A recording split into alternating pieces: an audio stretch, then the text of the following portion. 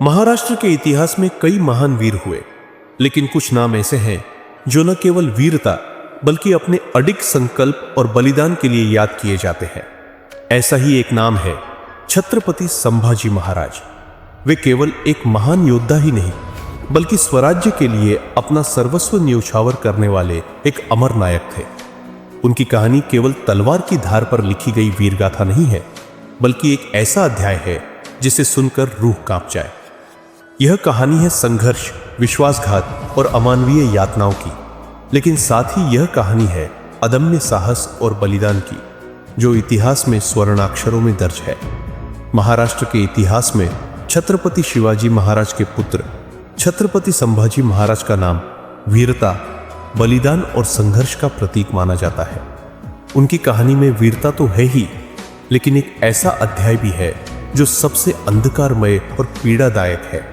यह कहानी उस दौर की है जब औरंगजेब ने संकल्प लिया था कि वह हिंदवी स्वराज्य को नष्ट कर देगा, लेकिन उसे यह नहीं पता था कि शिवाजी महाराज का बेटा उसकी राह में चट्टान की तरह खड़ा है। संभाजी महाराज का जन्म 14 मई 1657 को पुरंदर किले में हुआ था।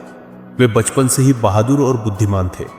शिवाजी महाराज ने उन्हें योग्य राजा बनाने के लिए सबसे कठिन प्रशिक्षण दिलवाया।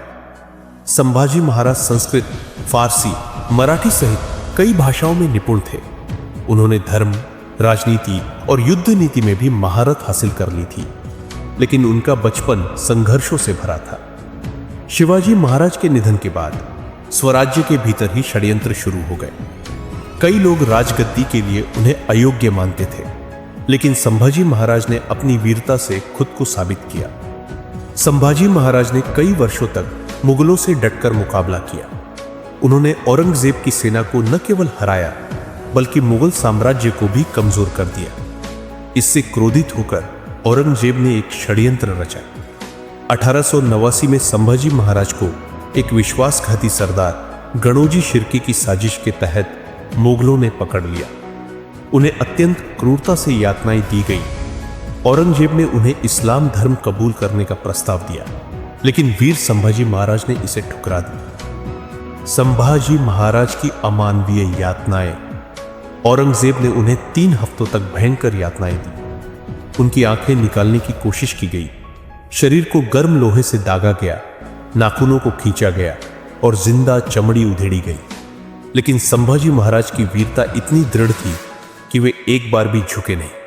अंत में 11 मार्च 1689 को उन्हें बीभत्स तरीके से मौत के घाट उतार दिया गया, लेकिन मरते मरते भी उनके मुख से हर हर महादेव का जयघोष निकला।